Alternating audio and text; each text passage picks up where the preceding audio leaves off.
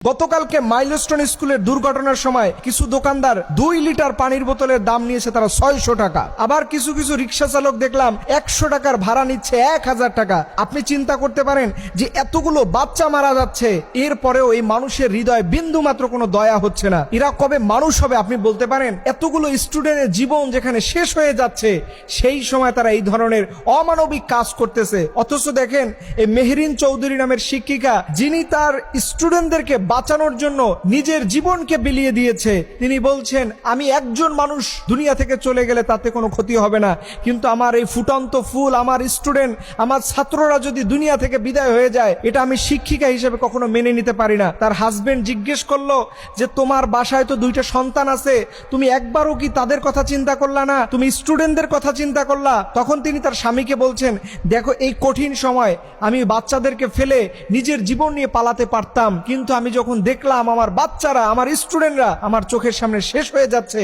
আমি ওই সময় নিজেকে ধরে রাখতে পারি নাই। এর জন্য আমি আমার বাচ্চাদের কথা তখন ভুলেই গিয়েছিলাম। এবং আপনি জেনে আরো অবাক হবেন, লেফটেন্যান্ট তৌকির ইসলাম, যিনি চাইলে একটা বোতাম টিপ দিলে নিজের জীবন সেফ জোনে নিয়ে যেতে পারতো, চাইলে তার ফ্যামিলির কাছে ফিরে আসতে পারতো, অথচ তিনি ভাবলেন যে আমি যদি এই মুহূর্তে বিমানটাকে রেখে চলে যাই, কোন জায়গায় পরে কত হাজার মানুষের জীবন চলে যাবে।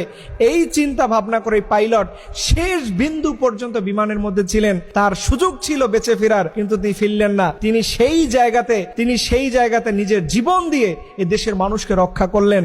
অথচ আমরা আসলে কোন মানসিকতার গল্প বলি, অথচ দেখেন দিনে দিনে আমরা কোন মানুষে পরিণত হই। সামান্য 30 টাকা এক বোতলের পানির দাম, সেই পানির মায়া আমরা ছাড়তে পারি না।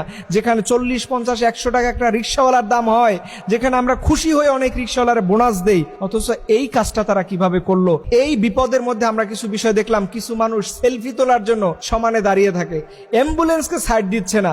আবার আজকে আমরা দেখলাম যে আমাদের গভর্নমেন্ট সে সাহায্য নেওয়ার জন্য ফেসবুকে স্ট্যাটাস দিচ্ছে, এই দুর্ঘটনায় যারা আক্রান্ত হয়েছে তাদের সাহায্যের জন্য সরকারি ফান্ডে আপনারা জমা দেন। অথচ এই সরকার, ডক্টর ইউনূসের সরকার, গত কয়েকদিন আগে নিষিদ্ধ পল্লীতে 2 কোটি টাকার উপরে অনুদান দিয়েছে, তখন তার সাহায্যের দরকার হয় নাই। এই নিষিদ্ধ পল্লীতে তার টাকা দিতে ভালো লাগে, অথচ এরকম বাচ্চারা দুনিয়া থেকে বিদায় হয়ে যাচ্ছে, তাদের জন্য তার খয়রাত চাওয়া লাগে। এটা আমাদের জন্য অত্যন্ত দুর্ভাগ্য এবং লজ্জার যে ওনার মতো একজন মানুষ থাকার পরেও এই জাতীয় খয়রাত চাওয়ার অভ্যাস ওনার মধ্যে থেকে যায় না। একটা কথা মনে রাখবেন, সবার জীবনে সারা জীবন বিপদ আসবে না। আজকে আপনি যেই আচরণটা করবেন, এইটা আপনার জেনারেশন টু জেনারেশন এটা ভোগ করবে। আজকে আপনি মানুষের পক্ষে দাঁড়াবেন, আল্লাহ তাআলা আপনার পক্ষে কাউকে দাঁড় করাবে।